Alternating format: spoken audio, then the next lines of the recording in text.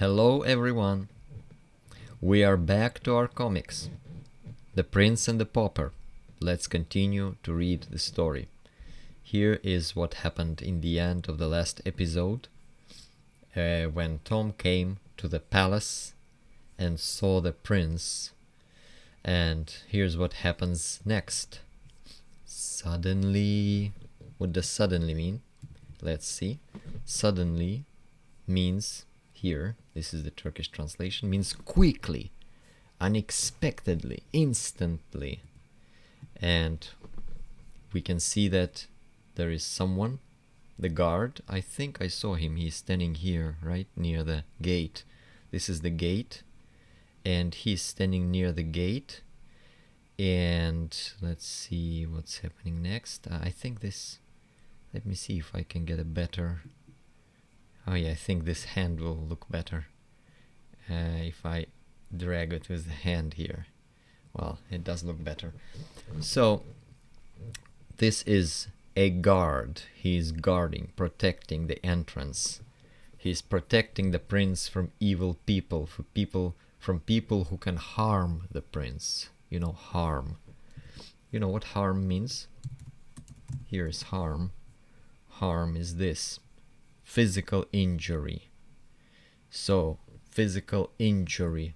Maybe, he thinks maybe this boy can harm the prince. Maybe he's dangerous. So, here is what he says. Mind your manners, young beggar, away from the gate. Mind your manners. This is an interesting thing. It means like mind, it means like pay attention, be careful about something. And manners means the way you act. So let's look at the word manners first. Manner. Manner. So you can see the manner in Turkish here. And it's a way in which a thing is done. Well, that's not exactly it. Let's look what else we have. A person's behavior toward others. That's more what it is here. Also look, manners, polite, social behavior, manners, social behavior or habits. For instance, Tim apologized for his son's bad manners, which means that Tim said, sorry, excuse me, forgive me please, because my son acted badly. His behavior was bad. So that's why, manners mean like behavior, and it's in plural, because in the first meaning of manner is the way thing is done, the way something is done. Okay, and mind, it's an interesting, mind is like, here, this is noun, but we need a verb. We need the verb to mind, because he says mind, it's a command. Hey, you, mind your manners. So let's look at the verb. Let's open more. Okay, verb, to be distressed. Well, that's a different thing. It's like, I don't mind, do you mind? It's like objection against something. We don't need this meaning. Let's look at this. Take care. Yeah, here, number 3. Mind you look after the children. Means like take care that you make sure that you look after the children. And mind your manners, like be careful about your manners. It's like take care of your manners. So what he says actually is mind your manners, like you're behaving bad because you're coming close to the prince, you're coming close to the gate, so you are acting bad and you should be careful about it. Mind your manners. Young beggar, someone who goes and says, please give me some money, I am hungry, we don't have any food, please. And young, of course young, not old, younger than this man because he's a boy. Young beggar, it's like humiliation. Humiliation,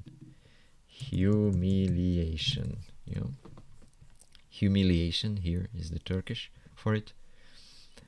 Yeah, it's like um, calling him young beggar is like humiliation. Hey, you young beggar, away from the gate, which means go away from here, from the gate. This is the gate. The gate is like the door, but not exactly the door. The gate is bigger than the door, or the gate is made of this kind of grate. Grate, you know, grate? Okay, it's not this grate, but it's G-R-A-T-E, this grate. It's read in the same way, the same pronunciation. It's great. So what is great? Yeah, here is gotta. Okay, here is the second meaning is true. That's the great.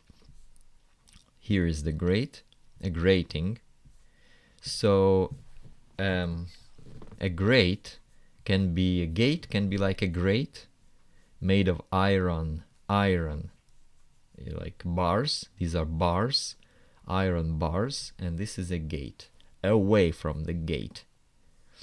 And then we see, first let's look down first, look at what it says below. As Tom sprawled there amidst the jeering and laughing crowd. Okay, there's nothing else, just 3 dots, 1, 2, 3. So what is sprawl? As Tom sprawled there. First look at the sprawl. Sprawl here is the Turkish for sprawl. So sprawl is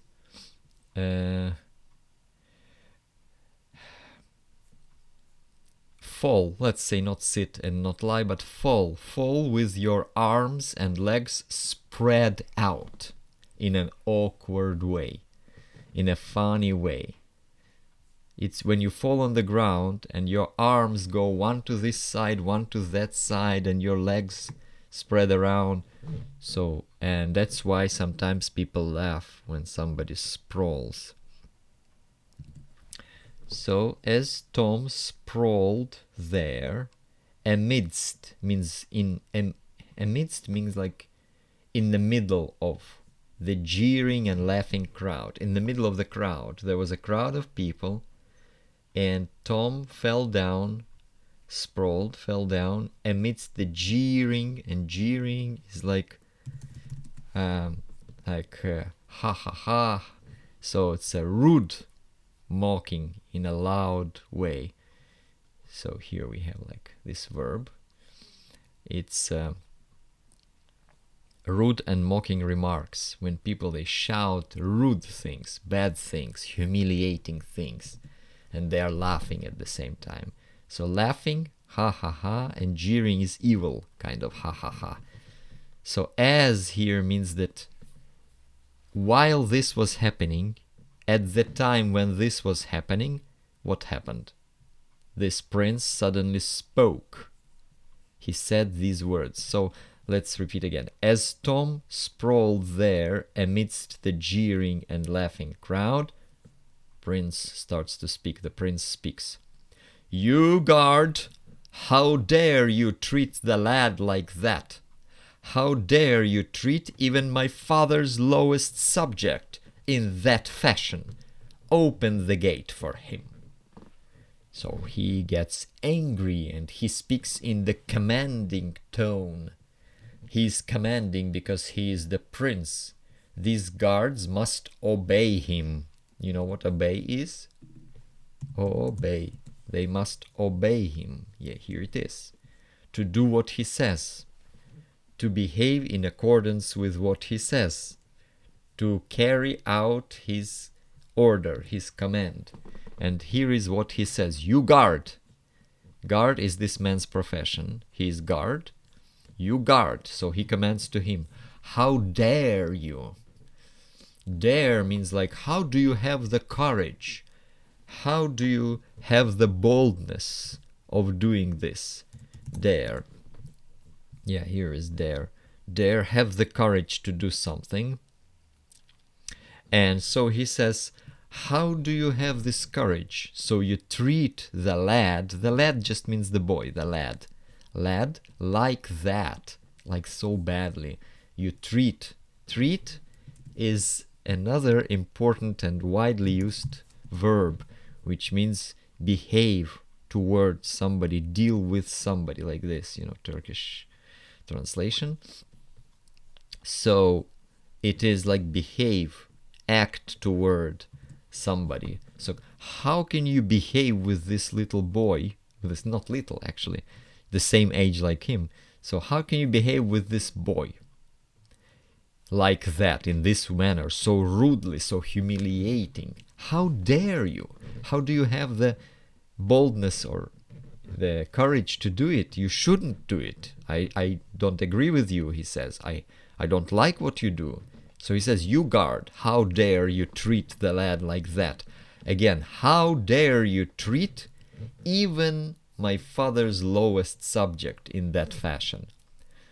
So first of all, subject. Subject here, there are subjects, but here subject means something else. Subject means somebody who obeys the king, like somebody from the king's people. Let me open and see if we have more meanings here. So, okay, this is not it. A citizen or member of a state other than its supreme ruler. In other words, there is the supreme ruler who is the king. All other people, not the king, but all other people are king's subjects. King's subjects, because they are citizens and the members, but they are not the king. There is the king and there are king's subjects. And he says even the lowest. Low is like the smallest, the least important, not important at all. Low, low?